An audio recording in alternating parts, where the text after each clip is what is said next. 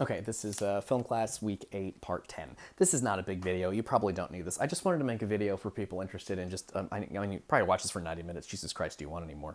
But two quick things I want to say for people that like Shakespeare and people that like Twin Peaks. If you don't give a shit about Shakespeare and you don't give a shit about Twin Peaks, you really can just not watch this. But I just feel like adding something here. The hotel next to Madeline's place is called Twelfth Night. Twelfth Night, the bar next to Madeline's hotel. Let's try that again. The bar next to Judy's hotel. I'm like Jimmy Stewart. I'm flipping them up. I'm getting confused. The bar next to Judy's hotel is called Twelfth Night. Twelfth Night is a Shakespeare play. The Shakespeare play opens with a brother and sister who are twins. And the sister survives and thinks her brother is dead. Turns out he's alive, no big deal. But the sister impersonates the brother. So the ship gets shipwrecked on another country, and the girl, for safety purposes, because she wants to women get accosted and treated like shit, so she dresses like a boy. She dresses like her brother. And then she meets this beautiful prince and this duke. And the duke is like, I'm in love with this woman named Olivia. Go to Olivia and tell her how much I love her. So the girl dresses a boy. He thinks she's a boy. She's disguised. So he sends her to Olivia. So when the girl dressed as a boy goes to Olivia to say, the Duke loves you so much, Olivia falls in love with the messenger, who's a girl dressed as a boy.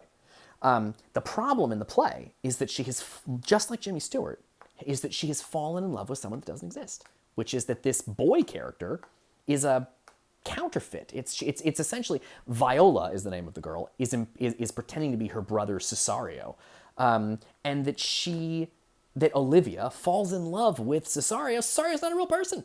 It's Viola pretending to be this guy, and so just like it's interesting that Hitchcock's Vertigo, which is the story of a man who falls in love with a woman who does not exist, and then gets together with a doppelganger that looks exactly like her.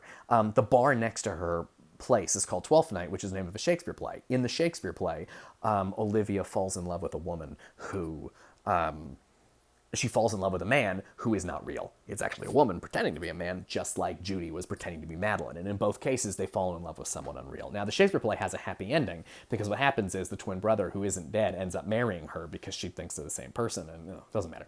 The point is that it's just interesting that that Vertigo and Twelfth Night have similar plot elements. A woman falls in love with someone who is basically fictional, and so they're not going to have a fulfilling relationship because the person that you've fallen in love with isn't real, and that Vertigo name checks Twelfth Night in that scene. So just that's amazing.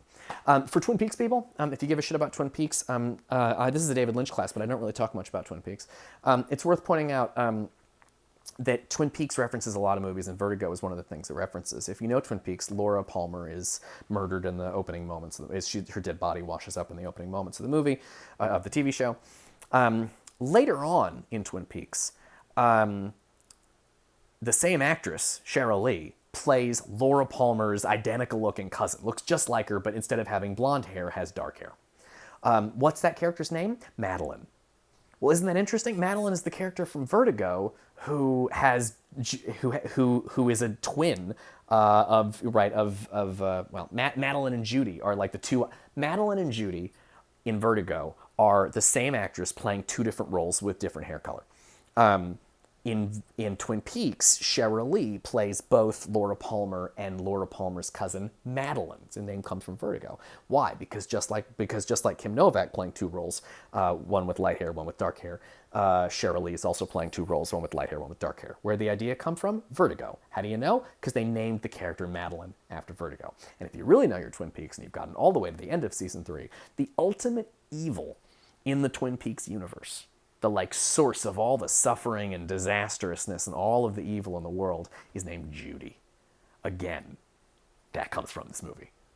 Why? Because why is Judy so destructive? Because Judy's real, and she punctures through all of the fantasies. She's trying to puncture through the fantasies, just like, right, and again, this reminds you of Grace Kelly in Rear Window and Midge earlier in Vertigo. Judy is reality, and Jimmy Stewart is not interested in reality at all. He's interested only in fantasy. Okay, now I'm done. That was it. That was Vertigo. Thanks for joining me. I love you all. Did any of you get this far? Who the fuck knows?